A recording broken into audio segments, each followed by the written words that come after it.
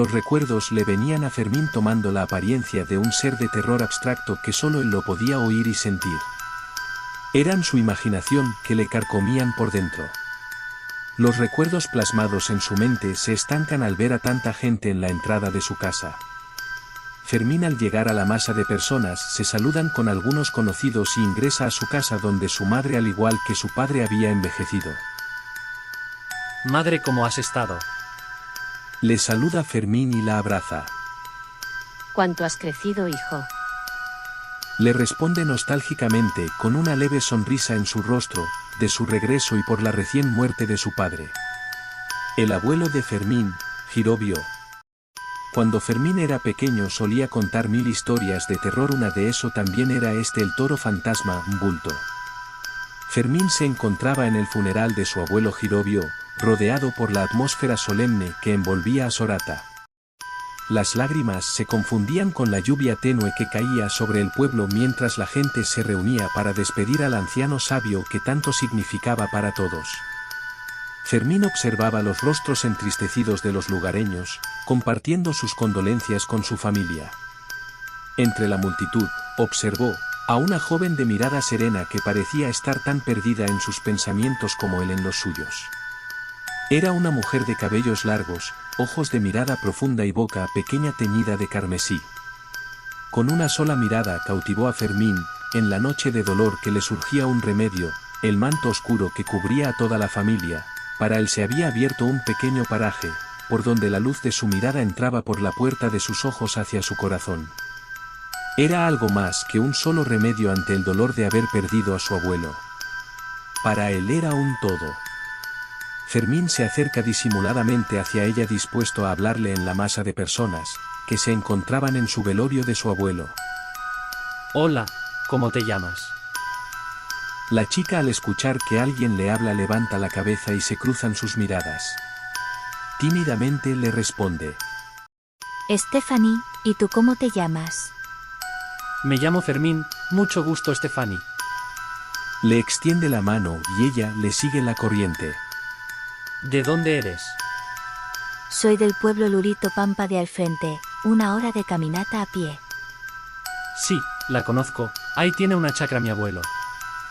La conversación fluía, cuando la hora transcurría junto con cada palabra hablado. Stephanie le dice los motivos de estar ella y su familia acompañándolos en la velada de su abuelo. Y Fermín comparte su dolor que lleva por la falta que le hace su abuelo al saber que ya no estará con ellos nunca más. Lamento la pérdida de tu abuelo. Gracias. Stephanie, es un día difícil para todos. La conexión entre Fermín y Stephanie era innegable, y juntos decidieron enfrentar el amanecer del día siguiente. La noche fue un torrente de emociones encontradas, pero al amanecer, Fermín se despertó con una extraña sensación en el pecho. Pero al recordar las palabras de Stephanie en noche anterior le calmaba el dolor. En ese instante su madre lo llamó desde la cocina mientras preparaba el desayuno. Fermín, ¿podrías traer un poco de leña para encender la chimenea? Mientras Fermín recogía algunas leñas del monto de leñas que se encontraba en lo exterior de la cocina, los recuerdos volvieron a plasmarse en él, pero esta vez su recuerdo le traía unos meses después del incidente de lo ocurrido en la escuela.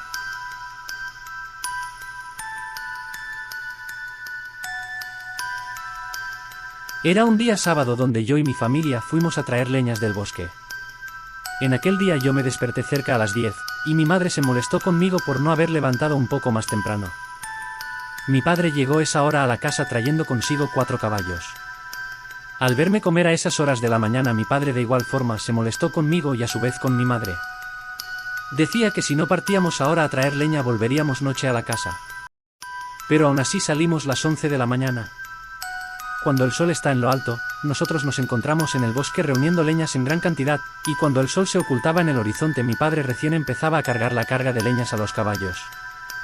Mientras yo y mi madre seguíamos las órdenes que mi padre nos lo decía, como agarrar el caballo para que no se mueva, y entre otras más. La noche caía sobre el bosque y sobre nosotros. Cuando faltaba un caballo para cargar la carga de leña, los 3 caballos que ya estaban con la carga de leña se iban por el camino, como queriendo irse a la casa. Mi padre me da las órdenes de ir tras los caballos, alcanzarlos y hacerlos regresar. Las órdenes eran claras como la agua, pero la noche me atemorizaba de la última vez que me pasó en la escuela. Pero también no había razones de objetar a mi padre de una cosa tan sencilla como esta de hacer. Porque en otros días lo había hecho muchas veces y porque hoy no podría. Los caballos se alejaban más y las órdenes de mi padre también fueron más fuertes. Sin objetar fui corriendo tras los caballos, me alejó de mis padres y el miedo se incrementa cada paso que doy sobre la tierra del sendero. Con el corazón agitado, no de cansancio sino de algo más. Que en ese momento alcancé a los caballos. Suscha, me acerqué al caballo que iba de cabeza. El caballo se paró al escuchar mi voz. Me paré frente del caballo y lo intento regresar, en el instante un nuevo sonido se escucha de entre los árboles, como pisadas que le hacía crujir las hojas como de aquel día. Muevo la cabeza de un lado a otro tratando de localizar de dónde provenía el sonido, pero nada. Hago retroceder a los caballos con más rapidez.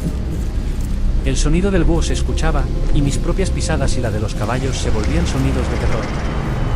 Como si alguien viniera detrás de mí, la curiosidad de querer mirar hacia atrás me consumía, y sin querer lo hago. Sí, es el mismo toro de aquel día. ¿Por qué aquí? ¿Por qué ahora? ¿Y por qué a mí? Era el bulto negro, un toro de proporciones majestuosas pero envuelto en una aura inquietante. Sus ojos parecían destellos de una luz profunda y misteriosa, fijos en mí, como si me conocieran los secretos más profundos de su ser. Una mezcla de temor y fascinación se apoderó de mí al sentir la presencia de esta figura casi sobrenatural. A pesar de que no se movía, el bulto negro parecía estar en todas partes a la vez, como si fuera parte del propio bosque. Cada sombra, cada contorno parecía pertenecer a esta criatura misteriosa que me observaba en silencio. Me sentí paralizado por la extraña intensidad de esa mirada. No sabía si debía huir ante él. El bulto negro no emitió sonido alguno, pero su presencia hablaba por sí sola, dejándome en una huella imborrable de terror en mi interior. A la primera voz de mi madre el toro misterioso desaparece en las malezas del bosque. Fermín. Fermín parecía que estaba viviendo el mismo momento cuando su madre le llamaba de la cocina. Fermín, apúrate, trae la leña. Sí, ya vengo, dijo Fermín, pero no dejaba de pensar en aquel día en el bosque donde el toro la observaba fijamente, a él.